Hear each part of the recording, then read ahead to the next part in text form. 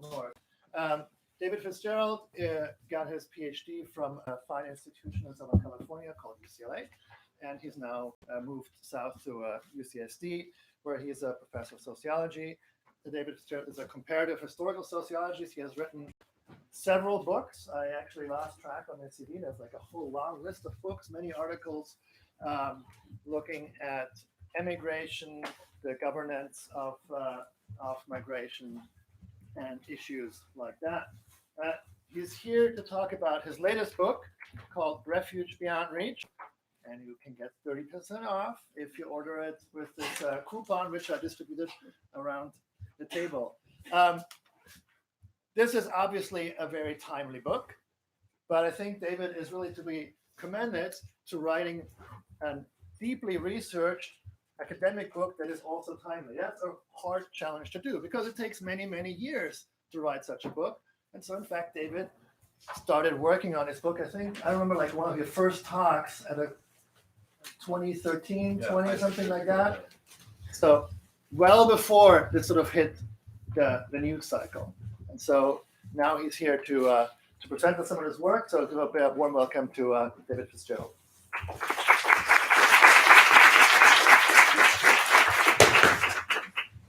Well, thanks very much, Thomas, and thanks for the invitation to get away from the oppressive heat of San Diego and come up to Montreal for a nice breather. But also to talk about a really serious, depressing issue that affects many countries around the world, Canada as well as the United States. We're talking about Europe, Australia, but also many other countries beyond that set of countries of the global north.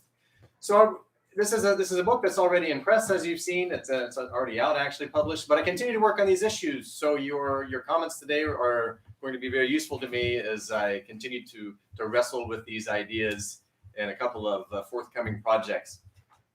What I try to do in this book, though, is to think about borders and border control, migration control, in a way that gets beyond what are the most obvious visible manifestations of borders. Certainly in the United States, under the Trump administration, we hear a lot about building a wall. And as someone who lives in San Diego, there's already been a wall for a long time, since as long as I've lived in San Diego. So if you stand on the Tijuana, Mexico side of the border, as is taken in this picture here a few months ago, this is looking north into California.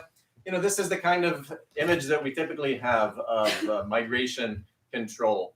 But what I want to do is to make visible a whole set of technologies, strategies, infrastructures that are much more important than these visible manifestations of border fortifications, I would argue, and actually shaping human mobility. And I'm especially concerned with the situation of people who are being kept at arm's length to prevent them from asking for asylum in the rich countries of the global north. But there's a set of technologies to keep people at an arm's length, which are designed to impact all manner of unwanted migrants, and asylum seekers are but a subset of them. So certainly I'm not the first one to write about these topics. I'm especially indebted to the work and the concepts of Aristide Zolberg, the late political scientist, who was the first one to deploy this term of remote control in the context of migration control, going back to the 19th century. And there are other scholars also from different disciplines who have emphasized the importance of space and government's instrumental use of space to control people and keep them from ever even reaching the state's boundaries. So there are scholars from legal studies, people like James Hathaway, various people from across these related disciplines of political science, human geography, critical border studies, and so forth, who are also wrestling with this way that governments use space in this strategic way. And I think understanding the role of space in a very concrete way, and I'm talking about it in terms of not some kind of ethereal notion of space, but in a space that can be mapped, that can be photographed, that can be shown right here in the ground. I think it's important to take that space seriously for several different political, pragmatic, and more abstract theoretical reasons. One of them is that it helps us answer a question that's often asked. It's usually asked in conservative circles, but I think it's a legitimate question, which is, why would someone who is a legitimate asylum seeker who really is fleeing violence or persecution not get in line to come legally? Why would many such people cross borders without papers? Why would they do that illegally if they really had a bona fide case? I think it's a fair question, and there's a real answer to why most people don't.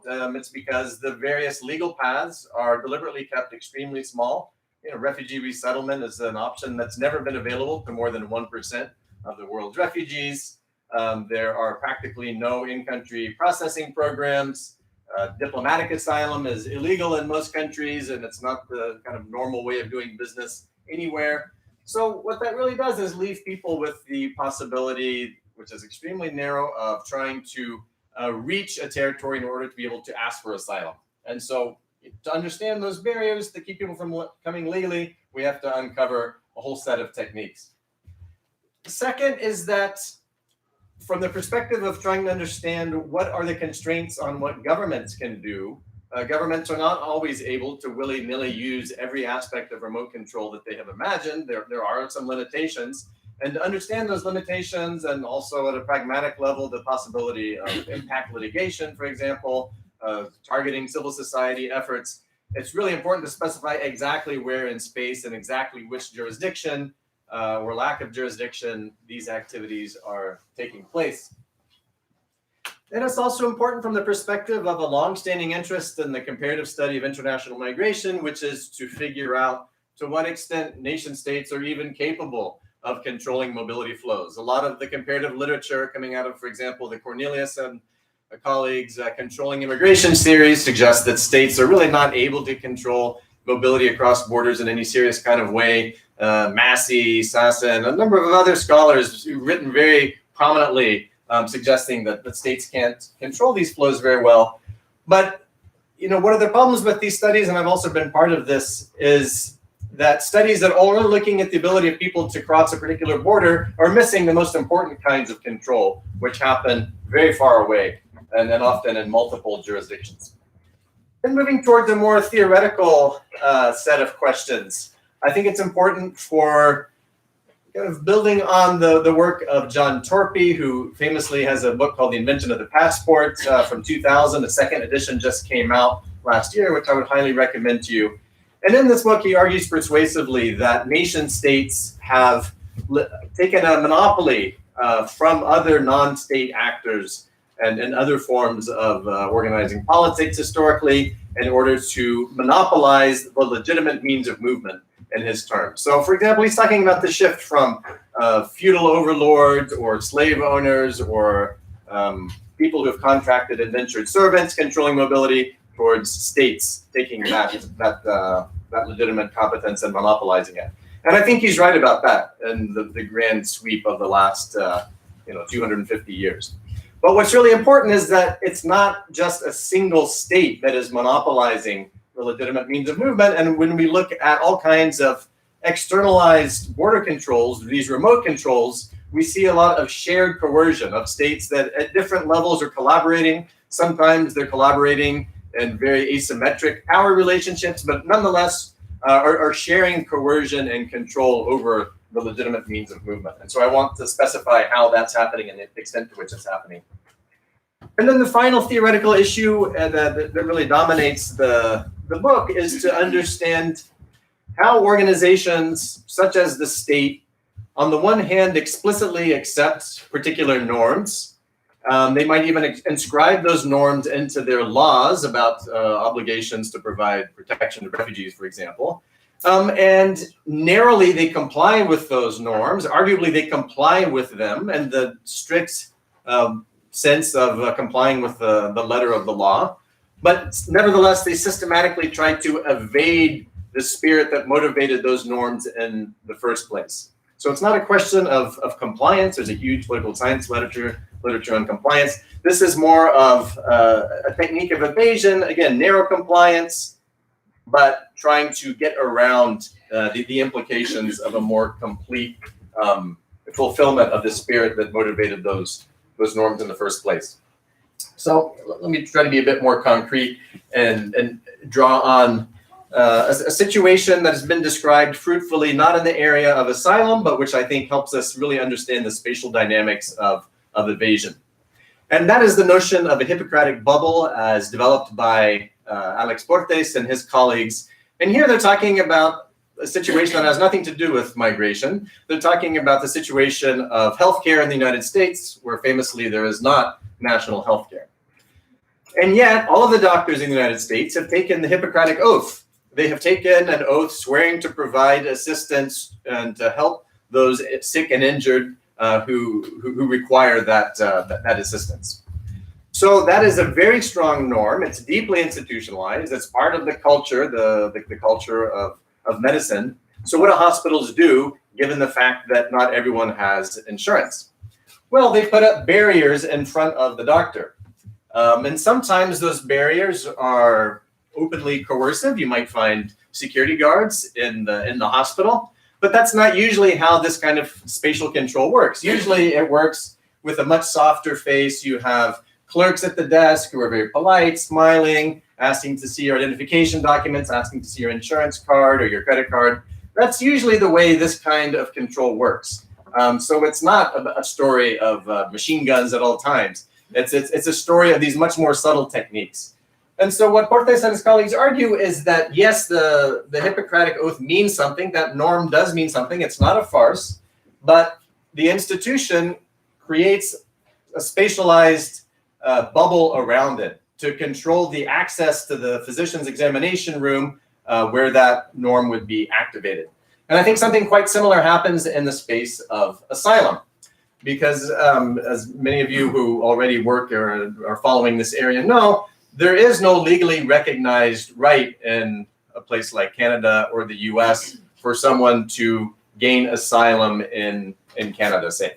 It's rather the right not to be returned into the arms of one's persecutors. In more technical terms, the right of non-refoulement. So non-refoulement is a principle that has been not universally, but very widely recognized. It's the heart of the UN Refugee Convention. There are 148 states party to the convention out of the more or less 200 states around the world, prohibiting refoulement for refugees. People are being persecuted on one of 5 delimited grounds. And there's another version of non-refoulement that's even more expansive in some ways, the 1984 Convention Against Torture, which prohibits refoulement regardless of the grounds if someone is going to be tortured. And there are even more states who have signed on to the CAT, 162 states. So this is a deeply institutionalized norm. It's been brought into international treaties. It's been brought into the domestic law of these countries. So what states do, though, is they try to evade this norm by manipulating territoriality. And they do that in 2 different but related ways. So the first technique is remote control. It's pushing migration control very far beyond their borders. And when I say very far, one of the most interesting examples that I've personally experienced is, for example, going through US preclearance, dealing with US armed agents who are applying US law, passport control, customs control in the sovereign territory of another state. This is very familiar to those of you who live in Canada, right? When you fly to the US, you experience this. But this also happens when you fly from Abu Dhabi, which is a very far away from the major US airports. And so that is the range of remote control. It's literally to the opposite side of the planet. And yet at the same time, governments are creating these extremely fine-grained distinctions in space right at their border line to prevent unwanted migrants, including asylum seekers, from literally stepping their toe into the territory. Because by virtue of stepping their toe into the territory, people gain all manner of rights. They're not the same as the rights of citizens, but they gain a great number of rights of territorial personhood, as well as access to this right of non-refoulement. So where I live on the US-Mexico border, the border is marked very, very clearly down to a fraction of a centimeter by these kinds of markers. And under the Trump administration, we've seen US border guards or the private security forces that they hire standing right on the line. This is the way the line is marked at this particular border crossing, this metal strip in the pavement. So this is Mexico, this is the US. And the agents are putting their boots right on the line to literally prevent someone from stepping into the US and claiming these rights that are available only by virtue of being inside US territory. So this is something that we see in the asylum case, but it affects many other kinds of rights as well. As I said, there are many rights that people have simply by being in the territory that they get by virtue of their constitutional protections. And then there are questions about the extent to which those constitutional protections apply to people who are in these liminal spaces right at the borderline. And these determinations of where these rights begin are also made down to a fraction of an inch. And I'm not exaggerating. So for example, as I'll show you in a moment here, it's a grim photo, I apologize, but I think it makes the point in a way that I haven't otherwise been able to do. There have been a number of cases of cross-border shootings for U.S. citizen. One of the questions is, does that person have rights under the U.S. Constitution that have been violated? And in one such case, Jose Alfredo Yanez Reyes was killed after an altercation with a border patrol officer in San Diego, and his body fell near the fence. So the U.S. federal government hired a surveyor to figure out whether he was in Mexico or the U.S. because the fence is not actually right on the line. And in the court exhibit, you can see here, the surveyor drew this yellow line showing the international border as it crossed through this man's body. And the argument of the federal government, the U.S. government, was that because he died of a head wound and his head fell on the Mexican side, even though half of his body was on the U.S. side, he had no rights under the U.S. Constitution, and therefore his family had no standing to sue. Okay, so these are the very serious issues at stake, both in these micro distinctions at the border as well as the projection abroad. Now, remote control is not new, and the legal literature, which dominates the discussion of this topic of remote control or externalization, has really not grappled with the historical origins in a serious way. Every single major technique of remote control that you can find today was first developed to bottle up Jews fleeing fascism in Europe from reaching Palestine, the Americas, or the liberal European states. And in the book, I talk at some length about the way that these different techniques were deployed. So I don't have time to go through them now in this presentation, but I would invite you to look at that chapter, or I'm happy to talk about it in Q&A. What is different today is that instead of an ad hoc system targeting one particular group, European Jews, we have a global system that targets unwanted migrants more generally. And some of the techniques specifically target asylum seekers. All of them affect and disproportionately, I would argue, affect asylum seekers, even if they also have these more general effects. So what you have is what I call an architecture of repulsion. You have a set of domes, of cages, barbicans, and I'm deliberately using these medieval terms here to try to make more visible a system that is largely invisible and a system that is largely meant to be invisible. It's a reaction also against the sometimes flighty or postmodern claims of an open future, flows of great mobility, to show how even in this current phase, we see many features of restriction that I think have a more resonance in the medieval past as well. And I'll talk about what I mean for the meat of my presentation about each one of these techniques.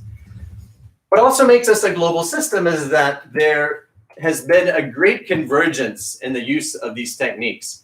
And in the book, as I said, I'm specifically looking at US, Canada, the EU and its member states, and Australia. These are very different places, very different self-understandings relating to immigration and refugee issues generally. Nevertheless, they are converging. There are some differences we can talk about, but the big picture is one of convergence over the last 2 or 3 decades. There's a convergence in part because there's a sharing of knowledge. There's a lot of diffusion of policies, knowledge transfer, about specific techniques, about intelligence information. The richer countries are also sharing military equipment, paramilitary equipment, training, simply providing funding to buffer states and so forth. Even sometimes carrying out joint operations, such as joint anti-smuggling operations that also show this shared coercion that I was talking about in the introduction. So that's what makes it a global system and different from its precursors in the 1930s and 40s. Every single aspect of the architecture of repulsion is undergirded by the files. And these files are the most important component of the system. They underlie pretty much everything else, beginning with visas. Now, it might seem natural, normal, that when you want to go visit a country, you often have to get a piece of paper from that country's government giving you authorization before you even start traveling. That is a new idea. That idea is about 100 years old. It was instituted in a number of countries during World War I as a temporary wartime measure. World War I ended a long time ago, but like a lot of these measures, these institutions accrete over time. They continue even after the originating conditions have ended or those conditions have changed. What's especially important about control of asylum seekers is that if you look at the number of countries that each nationality can visit, these are actually available in an index put together by Henley, this immigration law company. You see that the most restricted nationalities in the world are the same as the nationalities that produce large numbers of asylum seekers. So if you're from Sudan, South Sudan, Syria, Afghanistan, and some others, good luck getting a visa to go anywhere. Depending on the country, we're talking about maybe 25, 30 countries you can visit without a visa, whereas the rich democracies are able to visit, their nationals are able to visit something on the order of 170 or higher countries. So the visas really underlie this. You can see the shared control with the widespread use of biometric databases beginning in the late 19th century with fingerprinting and photography, now becoming more sophisticated with iris scans, for example. But this information is being very widely shared, and the capacity of governments to collect this information, to retrieve it quickly and to share it, is being financed by countries like the United States, like Australia, who were paying for this capacity in their buffer states, often in return for having access to that information. So that's one of the important mechanisms for the diffusion of these databases. They also maintain these records of entry and exit in a way that was not much more difficult to accomplish, certainly wasn't possible to retrieve efficiently in the past. And this is another way that movement through transit states is being used. It's one of the basic features that lies behind the logic of safe third countries through which people have passed. So this is another way that the coercion is being shared. Okay, let's move to the idea of a cage. And here I'm talking about sometimes literally a cage in terms of a structure that keeps people inside, but also more metaphorically to describe a set of techniques that are aimed at caging or bottling up refugees in their country of origin or in another country, usually in one of the surrounding countries. So on the map here on the screen, you can see a satellite image of the Zatri camp in Jordan, which is the most famous refugee camp in Jordan. When Angelina Jolie goes to talk about refugees, this is where she's often going. And it's in this kind of setting that the architecture of repulsion is the same as the architecture of protection. In the humanitarian sector, there's a lot of discussion of the architecture of protection. And these same structures that are giving people often life-saving, food, medical care in protracted situations, education, and so forth, are also being used to make it less likely that those folks will continue their trajectory to the rich countries of the global north.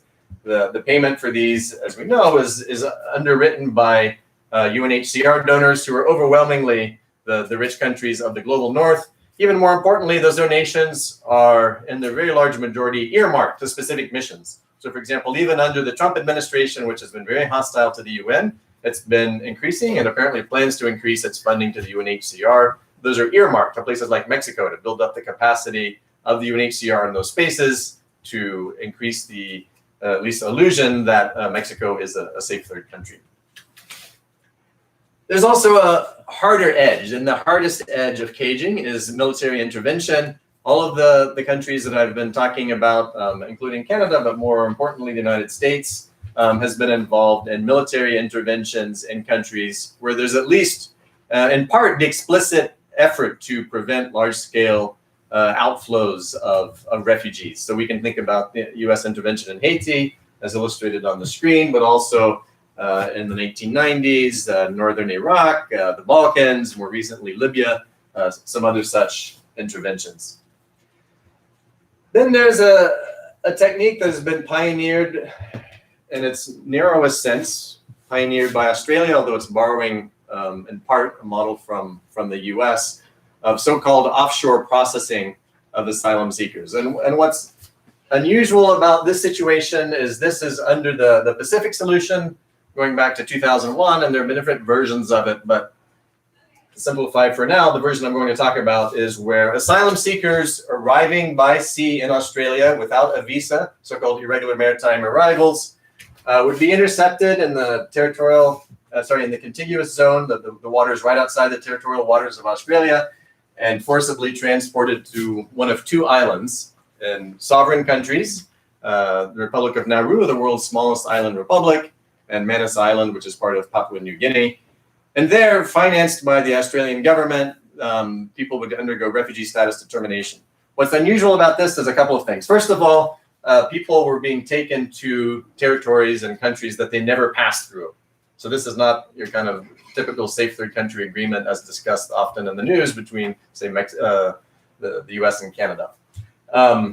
The other unusual feature about this is that the vast majority of asylum seekers who went through a refugee status determination process were found to be refugees, that they met the definition. They were found to be fleeing persecution on one of the 5 UN grounds, but because of restricted resettlement slots, many people have been languishing in these camps, or where the entire island has been turned into a de facto detention center now for many years.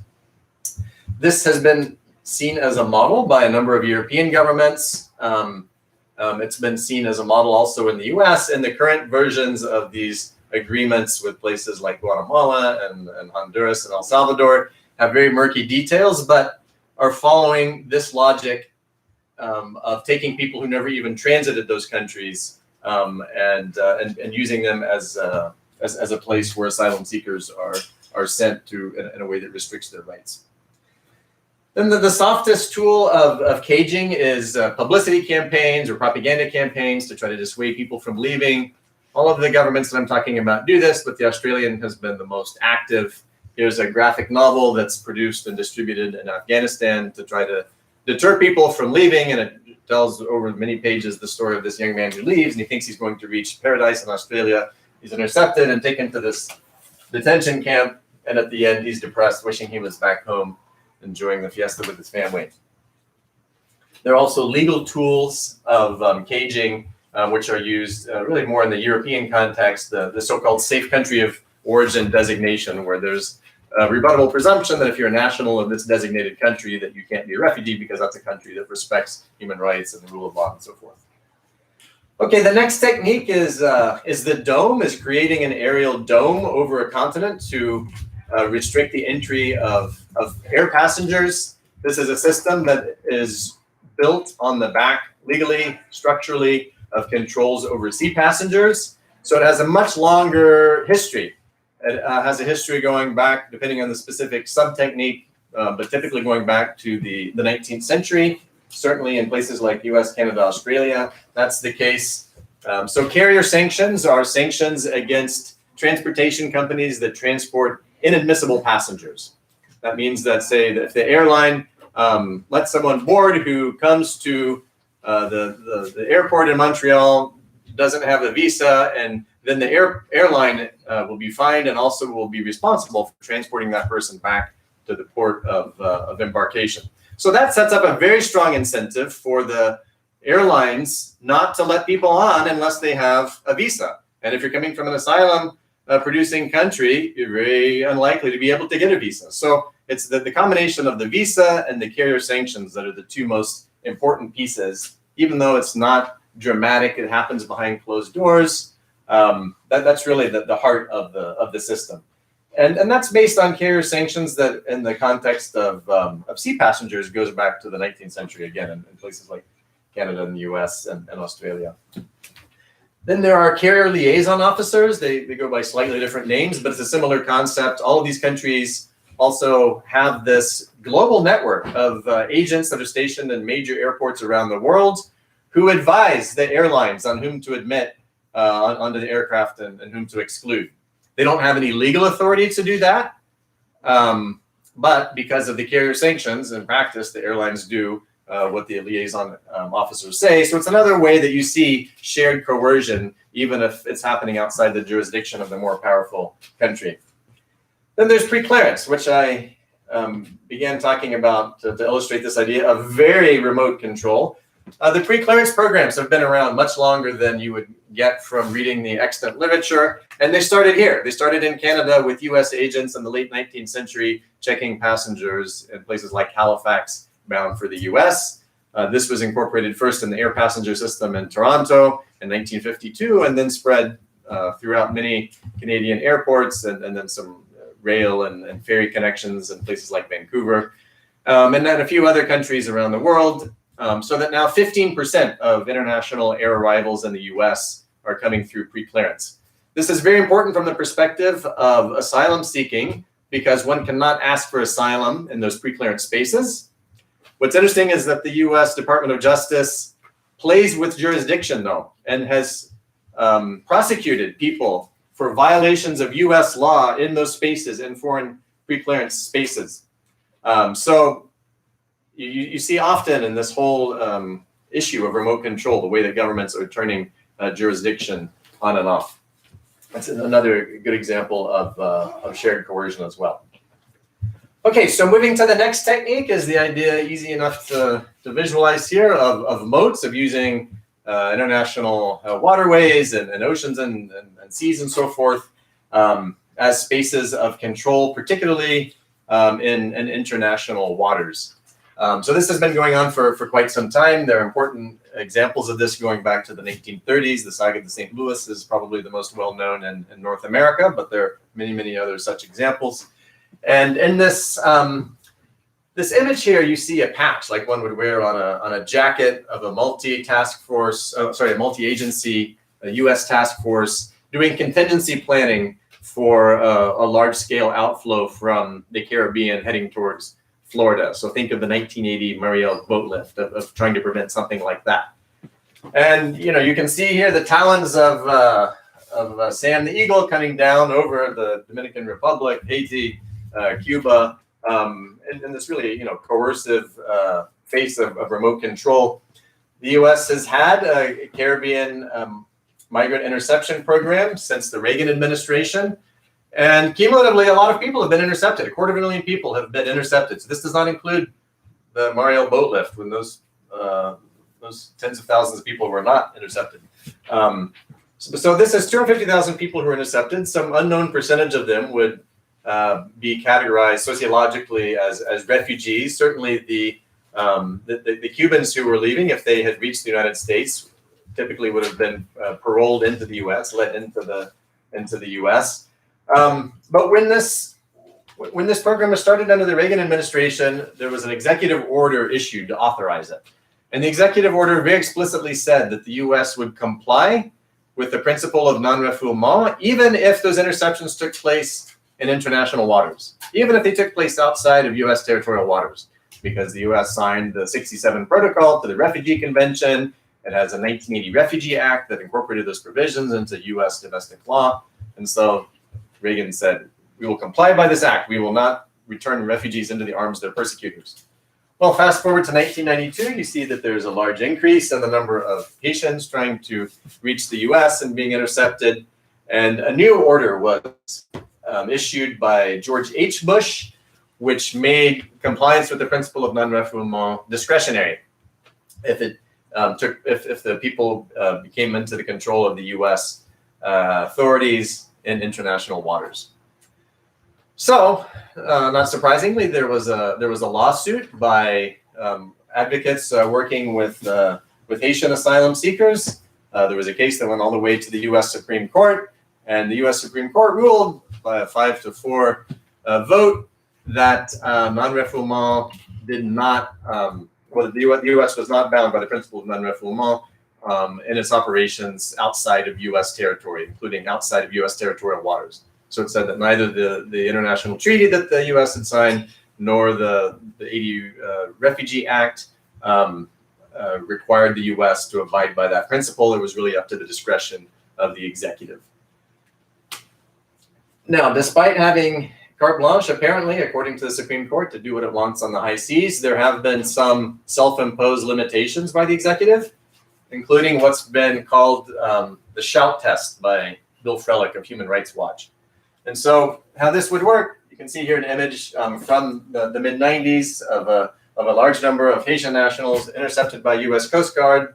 They're on their way back to Haiti to be forcibly repatriated at the docks. And then they're never asked, people are never asked, why did you leave Haiti? What do you think will happen to you if you go back? But if a person gets up and says, hey, don't take me back because I'll be persecuted based on my membership in a particular social group if I am, or something like that, then there would be a very quick screening conducted on the deck of the boat in front of everybody else, including potentially the secret police who would send agents to monitor these kinds of flows and to keep an eye on dissidents. And if a person passed that initial interview showing that they had a credible fear of persecution based on one of those 5 grounds, then they would be taken somewhere else, like the U.S. Naval Station in Guantanamo, for further screening. So inadequate by any kind of legal standard, but also interesting because this is more than what the Supreme Court required.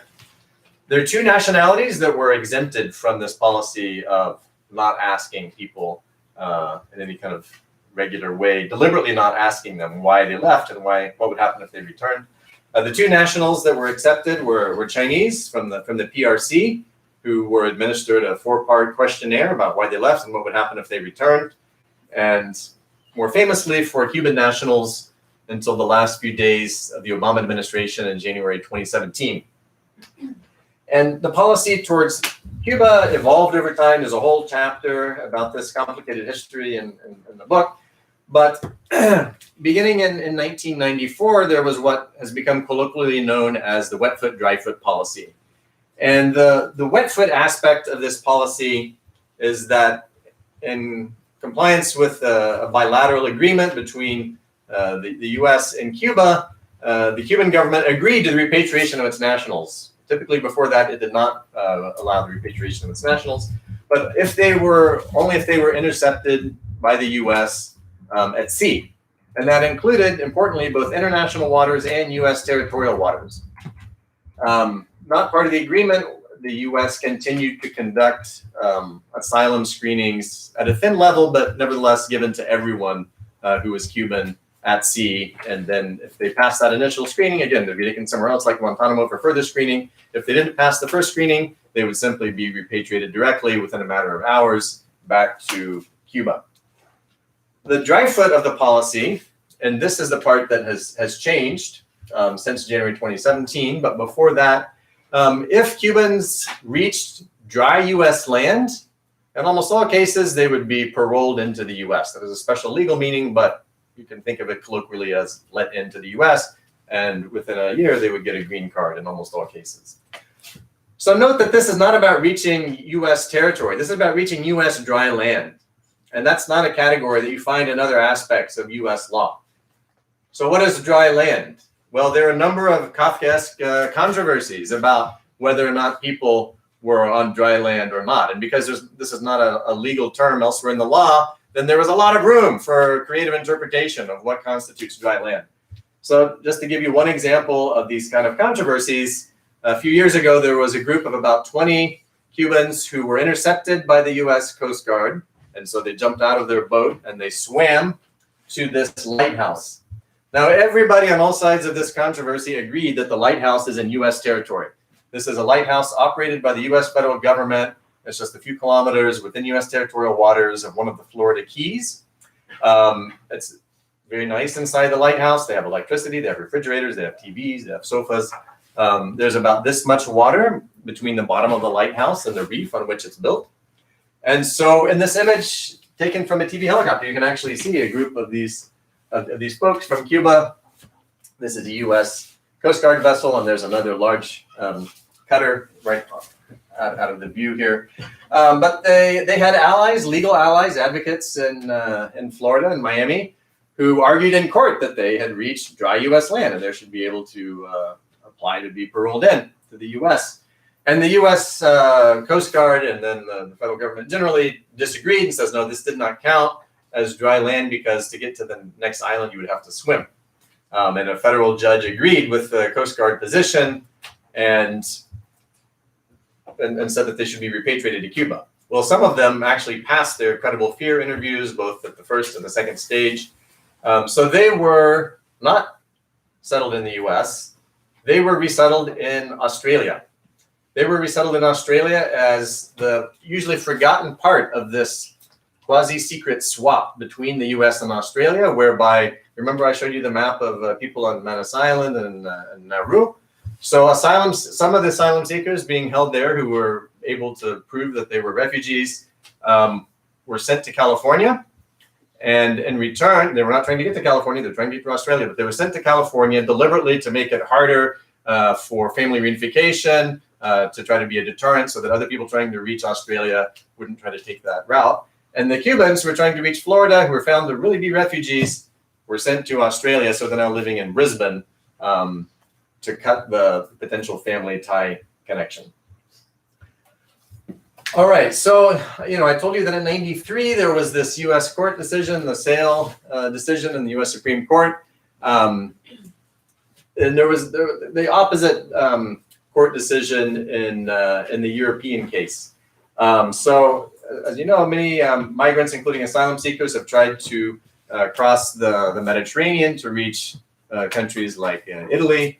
And the government of Italy, in conjunction with all the other EU member states under the umbrella of Frontex, the EU border agency, began intercepting people at sea in international waters and forcibly returning them to Libya.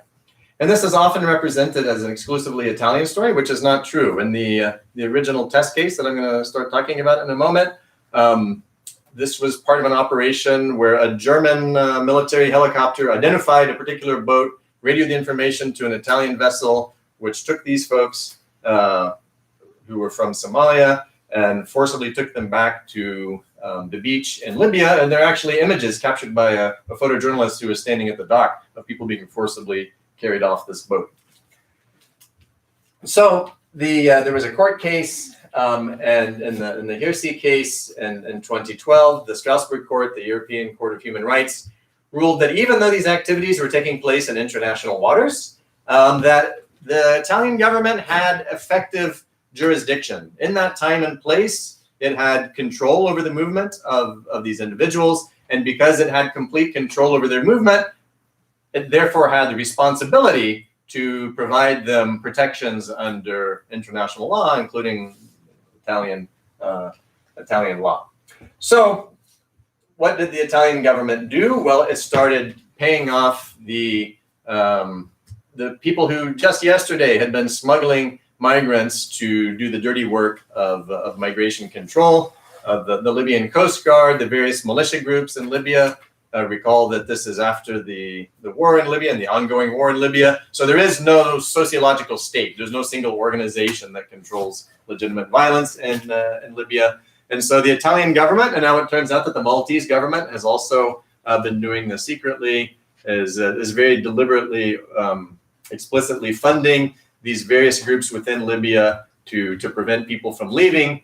And the human rights abuses are just horrific. Even there are a lot of bad things that go on in this in discussing this topic. But outright slave markets, very harsh forms of torture, and so forth that have been very convincingly and widely documented. So things that are going on, with the complicity of the European taxpayers.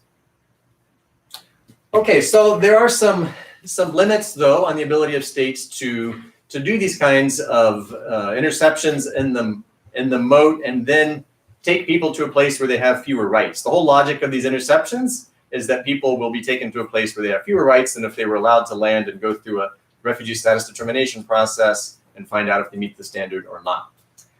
But not all countries that are pressured to do the bidding of their more powerful neighbors are willing to do it. And it requires a lot of different parties here. So the coastal buffer states, the states where offshore processing is taking place, resettlement states, and many times governments in the global north approach other countries to do this and they say no. So for example, Australia approached a number of countries in the Indian Ocean and in the Pacific trying to get them to do offshore processing. Only 2 agreed, and then a third, but that, anyway, we can talk about that. But most of them said no. And so this kind of cooperation can be a limiting factor. There is another way, though, that you see both shared coercion and more systematic cooperation, and that is in these shipwrighter agreements. So the US and Canada have shipwrighter agreements that are reciprocal, controlling the waterways between the 2 countries. And the idea here is that there will be a vessel, say that's an American vessel, but with a single Canadian officer on board. And that Canadian officer will give authority and legal cover for the US vessel to enter Canadian waters and then arrest people and so forth, detain people, act in some ways as if they were in the United States. That example is pretty rare because it is so reciprocal. What usually happens is that a stronger country like Spain will have a shipwrighter agreement, and a much weaker country like Mauritania, where there's a Mauritanian official on board a Spanish naval vessel, which conducts operations in Mauritanian waters and uses that to keep out, to keep potential asylum seekers from ever even effectively leaving their coastal waters. Another development that you see in the moat, and we're not really sure yet of what the implications are, but it's worth thinking about, is that Frontex, the EU border control agency, recently put in a huge order for drones to surveil the Mediterranean. And so then there are questions about what will happen when these drones inevitably are observing in real time boats that are sinking, people that are drowning. Will this be another way that governments are able to use technology to make this control even farther away so that they can evade their legal responsibility to act in the compliance with the law of the sea to render assistance to mariners in distress? So we don't know what's going to happen with that, but it's certainly going to be a very important issue to keep an eye on. That's happening right now. Okay, the next strategy is one that's very much in the news now, the idea of buffer states, of taking neighboring countries, and then these neighboring countries go out in a concentric ring and making them do the dirty work of migration control. For Canada, the US is the giant buffer state, which between the US and the 2 oceans, it makes Canada functionally an island for the purposes of migration control. For the US, the largest buffer is Mexico, but not as a new phenomenon, but increasing under the Trump administration. You can see the US pushing those buffers farther and further out. And really the story over the last, since the early 1980s, really accelerating in the 1990s, is in the US to turn the entire continent into a buffer, all the way to Brazil and Argentina and so forth, to make it very difficult for the so-called extracontinentals, people coming from outside the Americas, the Western Hemisphere, to reach any of these countries to be able to travel to the US. So there's a lot to say about this. I'm happy to discuss this in Q&A. I'll just make a handful of quick empirical points. One is that this has been going on for a long time, that governments use positive and negative selective incentives, carrots and sticks, if you will, to try to turn their neighbors into buffer states. What's really new about the Trump administration's approach is the use of sticks, of trying to beat these governments into submission, using very aggressive language, also threatening to do things like tax migrant remittances or cut trade if those governments don't comply. So that is novel in the context of the U.S. vis-a-vis its neighbors. Is that level of carrots? Usually this has been of sticks. Usually this has been done more with carrots. There are other novel policies that I'll talk about in a moment. But all of these governments, whether it's the less so Canada here, but the other ones, Australia, the EU and its members, the US, provide a lot of equipment, of training, of intelligence to build up the enforcement capacity of their, not just their neighbors, but again, in the case of the EU, very deep now into Africa, far beyond the coastal buffer states, really in a continuous line all the way to states that have generated a lot of refugees in places like Sudan. There are also legal tools that are increasingly being deployed. Here, there's some variation across case. All of these countries have tried to get the buffer states to enforce visa restrictions. And the US has been very successful in this. There are about 40 nationalities who have a very difficult time getting a visa to go to Mexico. And that list is very much a product of the US. This has been a big issue in the US-Canada relationship behind the scenes. And in the book, I rely on WikiLeaks in part to tell this story because it's a sensitive issue. But the bottom line here is that the US has effectively put a lot of pressure also on Canada around visa restrictions, very sensitive topic. All of these countries have tried, and many have succeeded, to get their buffers to criminalize irregular migration. There are some counterexamples, and Mexico is actually a strong counterexample of a country that has taken away the criminal penalties for irregular migration. But in general, we see many, many more cases of countries like Morocco and Indonesia and so forth introducing criminalization of irregular migration at the behest of the global north. And then there are other techniques like readmission agreements, which have become very widespread and more a tool of control of asylum seekers, as well as what's very much in the news, safe third country agreements, as well as unilateral safe third country designations. Now, I mentioned that the US has been doing a lot of remote control in Mexico for a long time. This is not something that just started in the Trump administration.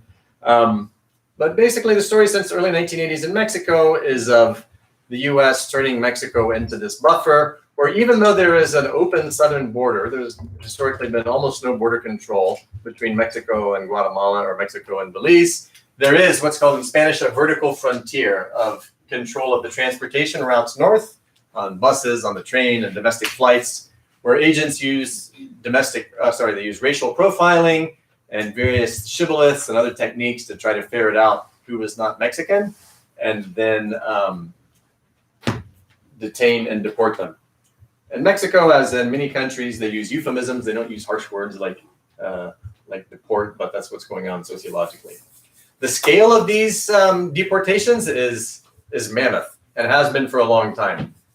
Something else that's not understood in the contemporary discussion, which is that since around 1990, when the Mexican government ratcheted up its deportation campaign, it's carried out more than 3.5 million deportations of just 3 nationalities, Guatemalans, Salvadorans, and Hondurans. And in the graph here, you can see deportations of those nationalities by the US government in red, by the Mexican government in blue, and you can see the very strong weight of the Mexican government in acting as a buffer for the US.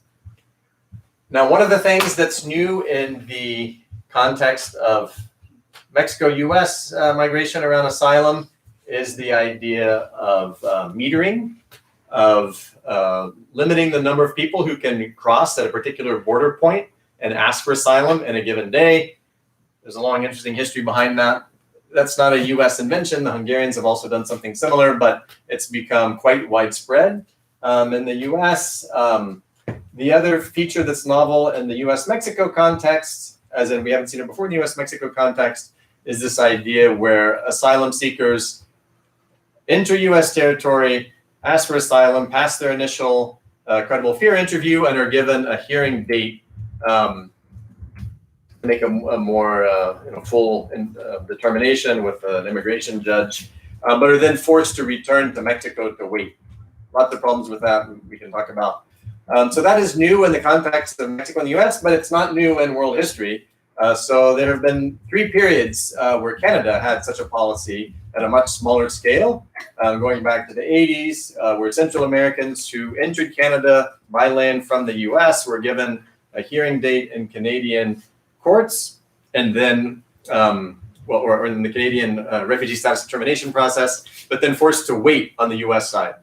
And in a number of cases, the UNHCR found that the US authorities deported them back to their countries of origin in Central America before they ever had their hearing in the Canadian system. And so then the Canadian government had some bad press about that and agreed that it would only do that under extraordinary circumstances, which is always a red flag term. So the capacity is there, but it's not the current practice. It is very much the practice affecting tens of thousands of people in the US-Mexico context. So the final strategy that I'll talk about is the idea of a barbican. And here I'm using as a metaphor this medieval idea of castle construction, where there was a fortified gatehouse right outside the limits of the castle proper. And I like this because it shows the importance of these liminal spaces and the way that governments play with these liminal spaces to create special, more restrictive rules for asylum seekers. There's some different versions of this that I break down in the book, and then in a more recent article fleshed out a bit more. So one of them is kind of a gulag space where people are put in a liminal territory at the edge of a state or right outside its borders, where they have fewer rights. So fewer rights of appeal or rights to access their lawyers in practice, or as a matter of formal policy, access to translators, this kind of thing.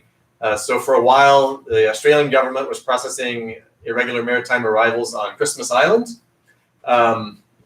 where they were under more restrictive conditions in terms of their asylum rights than if they had been on the Australian mainland. As an aside, Christmas Island is now going to be used to quarantine Australians who've been in China and Hubei province. This was just announced as an aside. One of the other idiosyncratic Australian policies has been the idea of territorial excision, of taking particular spaces at the edge of Australia, but nevertheless within Australia, and prohibiting people who arrive by sea without a visa from asking for asylum unless they have the extraordinary permission of the immigration minister. And the immigration minister does not give out this permission. So initially this was done in these three territories up here in purple. These are all part of Australia. In every way, this is sovereign Australian territory. That's Christmas Island here. But enterprising migrants and smugglers started just putting more fuel on their boats and reaching other parts of Australian territory. So in a second phase, this whole yellow northern part of the country was excised from the so-called migration zone in Australia, and then enterprising people started going around that. And so then they excised the entire country. What does that mean? It means that in practice, if you arrive by sea without a visa, you cannot get asylum in Australia. The only way to do that is to arrive by air.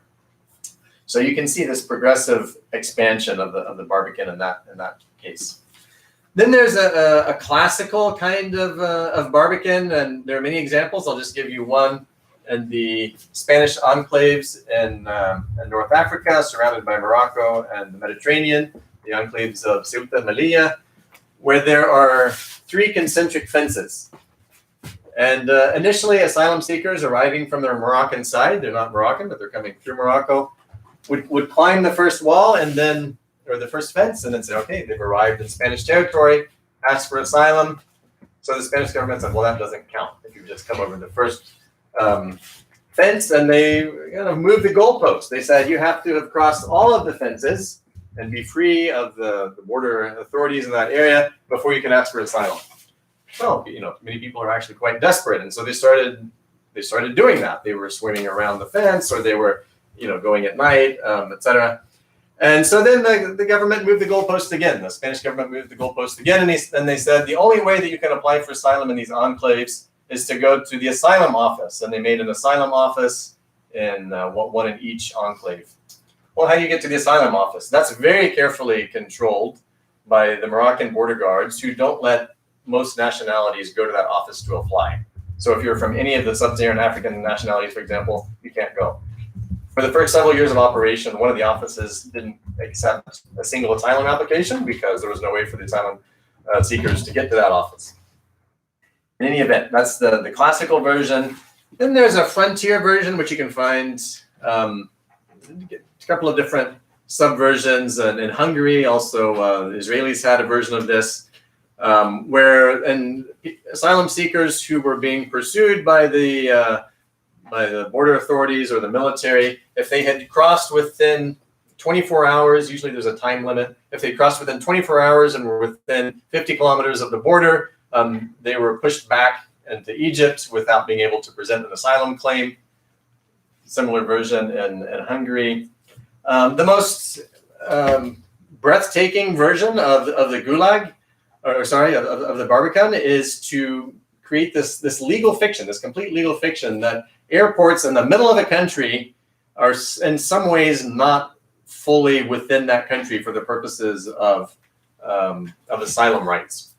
Now, strictly speaking, they are within the country's jurisdiction, but even after the Strasbourg court limited the ability of member states like France, in this case in the early 1990s, to really sharply restrict the rights of asylum seekers within airports, say in Paris, this continues to this day in many countries around the world, including in the countries of the EU, where you have different, more restricted rights if you're within the international transit zone, or if you're within this little detention facility in Charles de Gaulle here.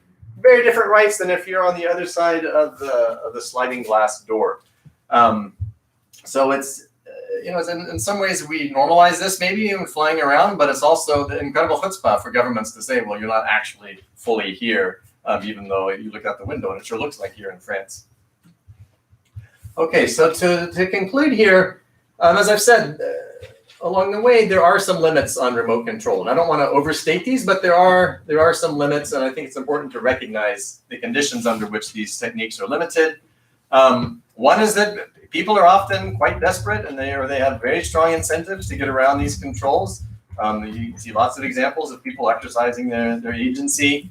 There has always been a migration industry as long as there has been migration control, but there's now a broader migration industry, people who have access to money, or they are in social networks where it's possible to access money, are now able to travel more easily than they have in the past. But again, there has always been a migration industry, and smugglers have always been blamed for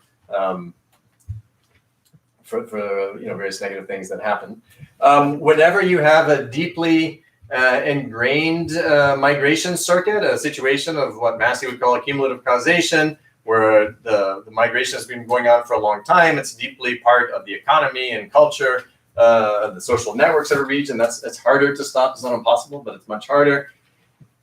As I said, even in cases of real asymmetry between the global north and some weaker countries, they don't always do what those more powerful countries want. We see many examples of them exercising their autonomy. And then, depending on the technique, there are judicial constraints and civil society constraints. And I'll finish with saying a couple of words about these. So a lot of the literature on international migration, trying to explain why is it that governments are willing to accept more migrants than their publics want, right? That's a general feature around the world. If you do opinion polls and ask people, should there be more immigrants, fewer, the same? In almost all countries, the public wants fewer than are actually arriving. And one of the explanations for that that's been advanced is that, well, the courts check the ability of the executive to control these movements as much as the executive and apparently the publics want. Well, those arguments, I think, have some real weight. They're convincing, but they don't travel very well outside of the European context where they were elaborated. They travel a little bit well to Canada. They don't travel well to the US, and they don't travel well at all to Australia because there is no Bill of Rights in the Australian Constitution. The courts there have a tradition of being highly deferential to the executive on anything related to migration or refugees. They have a tradition of not relying on decisions of courts in other countries or relying on international law. In that sense, very much like the US case. And so, the extent to which the judiciary is a constraint really varies across these cases. There are civil society constraints, but those vary by the technique of remote control. So when it comes to something like the controls in the dome in the air passenger system, there's basically no constraint. That's the system that's been securitized. It will permanently be securitized. There is an alternative story about why asylum seekers can't travel by air, which is, again, the security story. and that's credible in the ears of many people in the public. And then there are no observable people that have been hurt by those policies, right? The person who's denied a visa at the consulate, the person who's denied boarding is unknown, is uncounted, is unseen. So where civil society has been much more effective is in buffer states or on the high seas, where even on the high seas, different NGOs have gone to extreme lengths to try to follow governments in projecting their own ability to observe what's happening beyond their state borders. And that, does create some independent watchdogs. Those independent watchdogs have become much stronger now than they were 20 or 30 years ago in places like Mexico, even in places like Libya.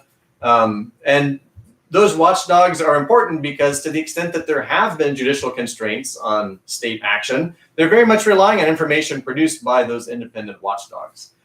So I think it's in those kinds of spaces that it is possible to see civil society playing a really important role in efforts to protect the very fragile pathways to sanctuary. Thanks very much.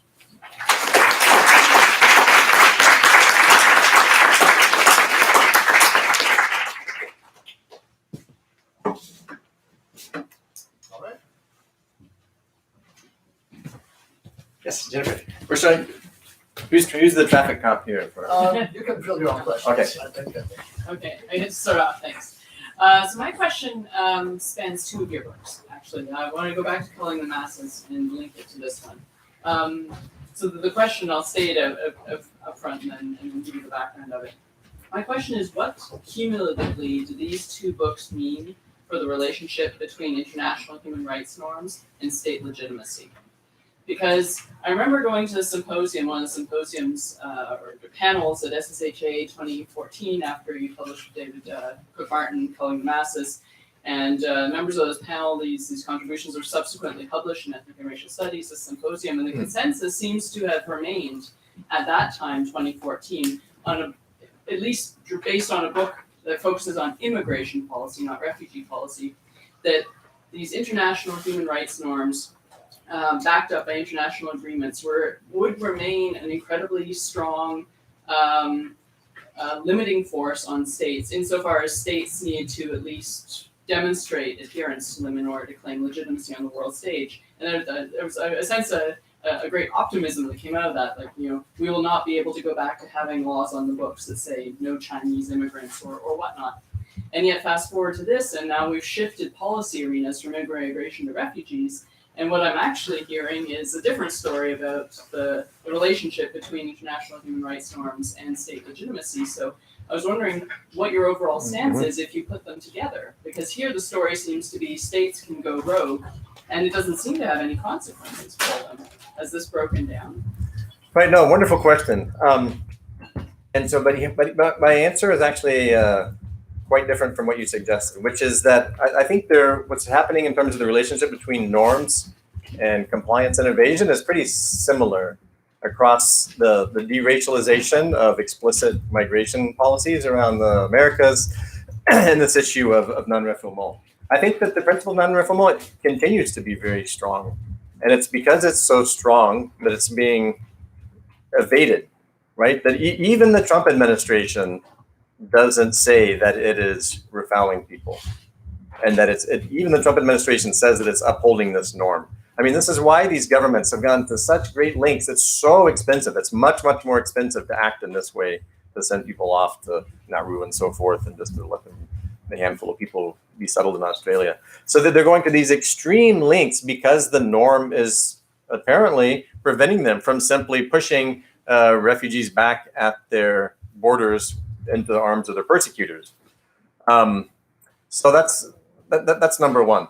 And so to tie that with what's happened in the field of racial discrimination, which is that international norm that people should not be discriminated against explicitly based on their race when it comes to migrant selection and citizenship policy, has always been undermined in practice by other kinds of policies that don't do that explicitly, but that find other ways to achieve that end. Not as much as in the past, but nevertheless, we can see some movement. Now, what's happening under the Trump administration is really important for the study of whether or not norms matter, whether or not domestic law matters, whether or not international law matters. So this is something that I continue to wrestle with, because this is a really cruel kind of natural experiment on whether or not these things matter, because his administration is pushing as hard against that as any administration that we've seen in the US. You can find other places like Hungary under Orban that also do that, but less influentially. And so, this is a president for whom no norms around many different things matter, right? Whether it's domestic political norms or international political norms. So we're really seeing, these institutions being tested very, very, very, very hard.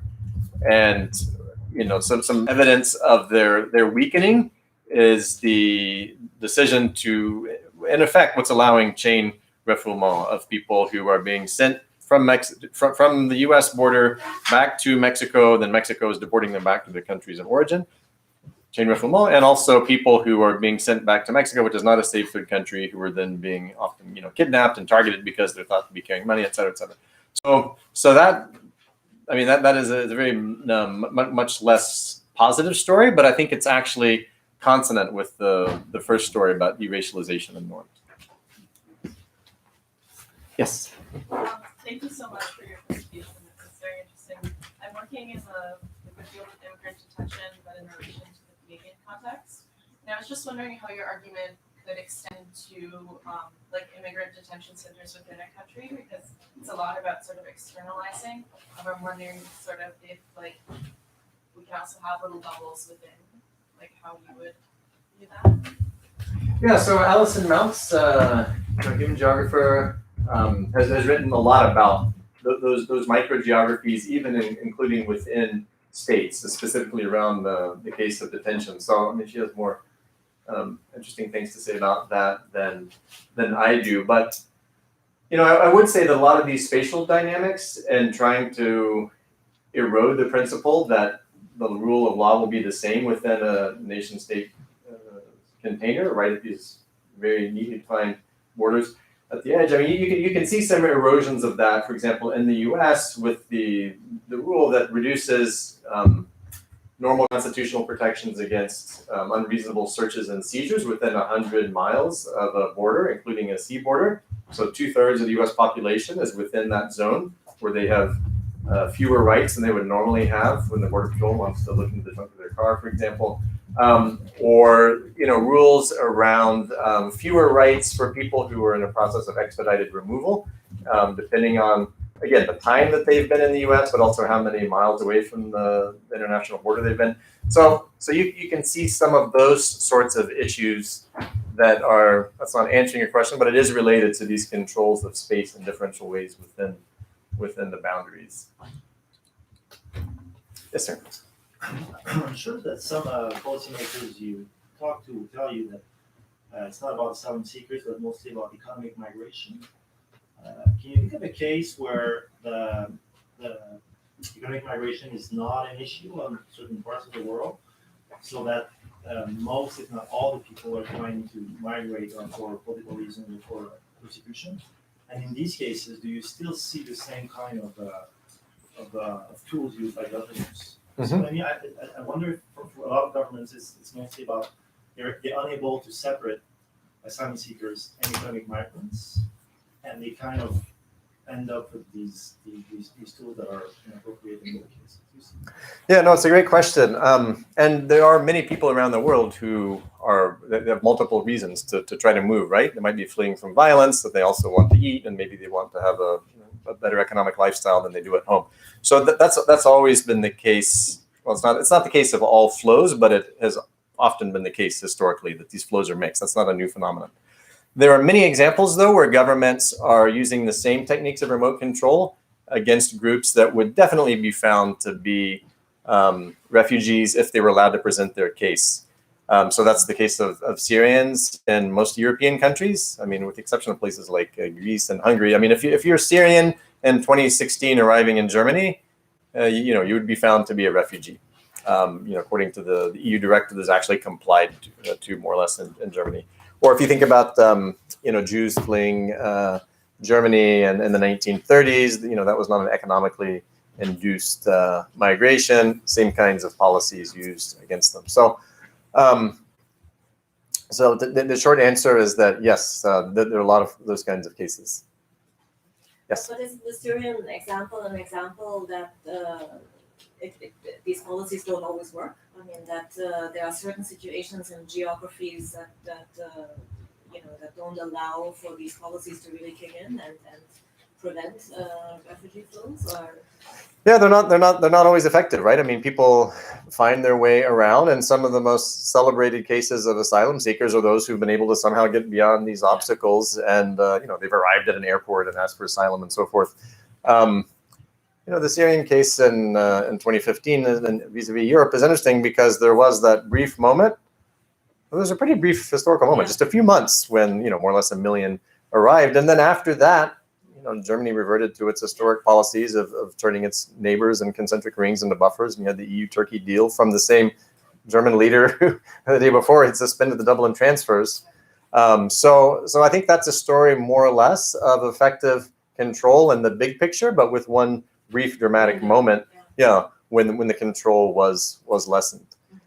Also, interestingly, you'll see there are times when governments deliberately turn a blind eye if they think that people transiting their country are on their way out. And so you see this with Italy, for example, often deliberately not applying the Eurodac fingerprinting system to asylum seekers who were bound for Germany or Sweden. And the Italian government doesn't want to have a record that they came through Italy, because then under the Dublin system, they would be returned. And so there's been some interesting investigative work showing that on an order of hundreds of thousands of people over a few years, they were deliberately not registered, not surveilled to avoid creating this protection obligation within Italy. Yes, sir, and then at the very back. So it sounds like, and correct me if I'm wrong, that although the tactics you're describing are not new, they are expanding, or they're innovating at least. What explains that? Is it simply more asylum seekers? Is it public opinion, or the availability of the technology that's being used, or what's the story there? Yeah, so there are some mostly conjunctural features that explain the expansion in the 1990s. Well, it's really the expansion in the 80s in the U.S. context, the 1990s in the European context, the 2000s in the Australian context. So one of them is the end of the Cold War that made receiving asylum seekers less useful for shaming the governments of communist countries for having their citizens leave with their feet. One of them is the advent of cheap communication technologies and jet travel and so forth that lets people move long distances. That argument has often been overstated, though, because again, there are origins of remote control that are much earlier when people were moving around on slow ships. So it's not that technology created those policies, but I think it did create their expansion, especially around air travel. And now it's possible, we know from all of these ethnographic studies and in some surveys of asylum seekers in transit, that they're often very quickly shifting their routes depending on information about where controls are weaker or stronger. And that would have been not impossible, but much more difficult in a previous era. So there's kind of other kind of conjunctural features like that explain the expansion. And then there's just this process of policy diffusion that takes over, where these governments are, and you see this in the WikiLeaks documents, they're really keeping a close eye on what each other are doing and adopting those other policies, even if they're being adopted from a wildly different context. So I think it's a story. Basically, if you think about the very long sweep of history going back 2,000 plus years, that any system of asylum is territorialized inherently. I start out in ancient Greece, which is where we get our term from asylum. And the Athens police put up a police station at the edge of the Acropolis to keep out unwanted asylum seekers from reaching the temples inside to ask for sanctuary. So that idea is kind of cooked in to asylum, but the expansion of it, of remote control, obeys these conjunctural circumstances that then accrete over time, and then through a policy transfer mechanism can converge, at least in states that have high capacity. Yes, in the very back. I have a question. I just put my glasses. Yes. Thank you very much. So you focused in your talk mostly on techniques that are more or less explicitly coercive, but I'm curious for your reflections on the significance of techniques that present themselves as altruistic. So for example, states like Canada and Australia that make a lot of their investment in support of refugee resettlement and the ways in which that has a sort of migration management function, creating the sort of impression that there's a queue that people can legitimately join and that will someday lead to legitimate entry, when we know that, for the vast, vast majority, less than 1% will access those routes. So what do you make of those kinds of techniques, and do they fit into the sort of architecture that you mapped out for us?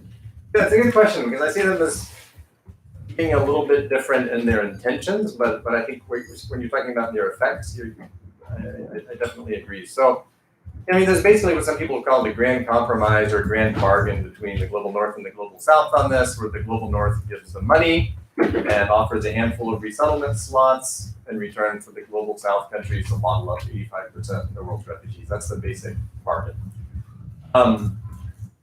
So one of the effects of that, though, of the fact that only, not even 1% of the world's refugees are resettled, and according to UNHCR, about 5% of those who want to be resettled are resettled eventually. So that's being dangled at someone who's, say, living in a refugee camp or living in an urban area and checking in periodically to see if he or she can be resettled. And probably has a disciplining effect on that person, not to create trouble, not to protest conditions, because they don't want to be kicked off the list. I don't think that's a deliberate reason why those resettlement schemes are created, but I think that is one of the effects.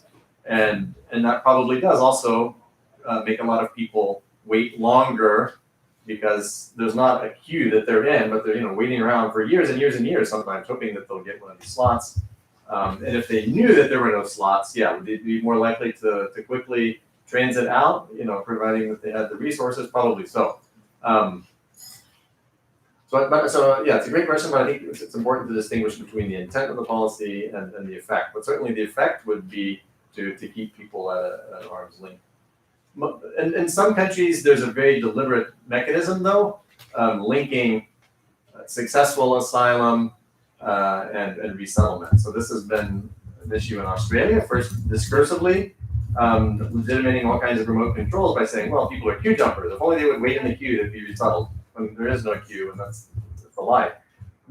And by the 1990s, that goes back to the 70s, but by the 1990s, linking those two policies so that for every successful asylee, there would be one fewer resettlement slot. Very politically popular among the two major political parties in Australia. Yes.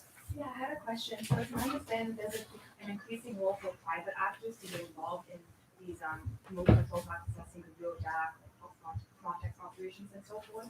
And I was wondering if you could speak a bit about that and how you came across that in your research and some possible implications. Yeah.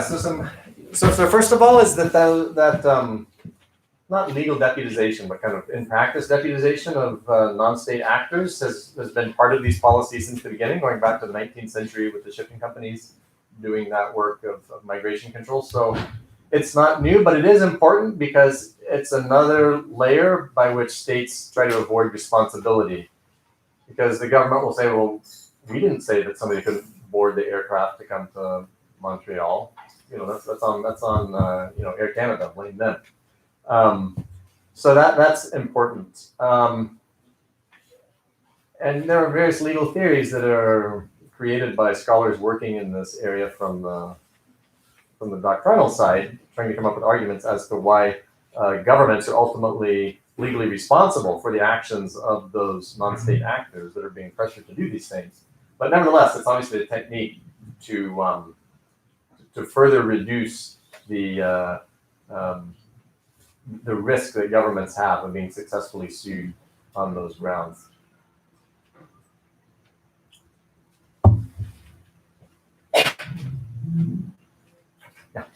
So your story is mostly a story of policy convergence, but sometimes you also refer to certain countries as being particularly forward or being the leaders of certain policy ideas, like Australia, and sometimes you mention the US. So do you see any patterns at all that either the immigration history or the location, geolocation, or other such events or factors determine any differences in this general pattern of conversions? Yeah, I would say that in the case of the EU, there have been a number of legal techniques of control, the safe third country, the safe country of origin, the readmission agreements, and so forth that have been very explicitly spread through the institutions of the EU and then to the new members through the acquis and so forth. That's been exceptionally important in those cases in a way that hasn't been important or as important until recently in the other cases. At the same time, those European countries are more restricted because of the two unique supranational courts.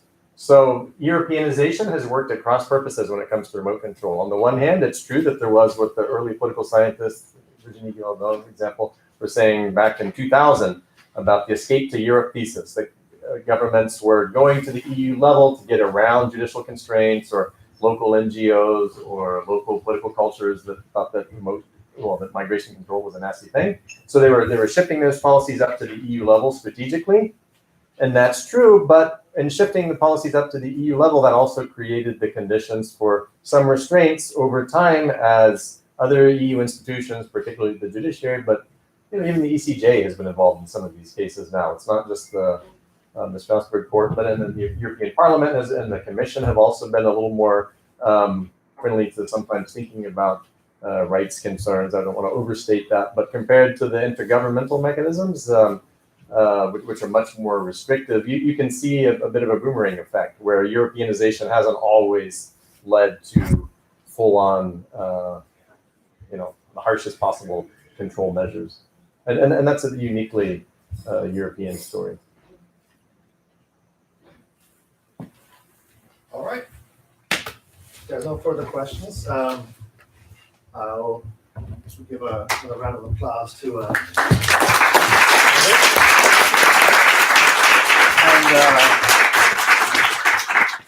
we have a little thank you gift before we can adjourn for drinks next door. Here it is, and the custom is you have to open it in front of everybody. Oh, really? So I'm told, yes. Will like a clown jump out of this? Or Everybody fears that. It never has happened Yeah. before. I don't know. Never club python. We could make that happen sometime.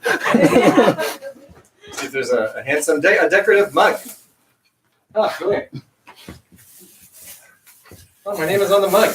Wow. I'm famous. Yeah. Thank you very much. All right. Thank you again. And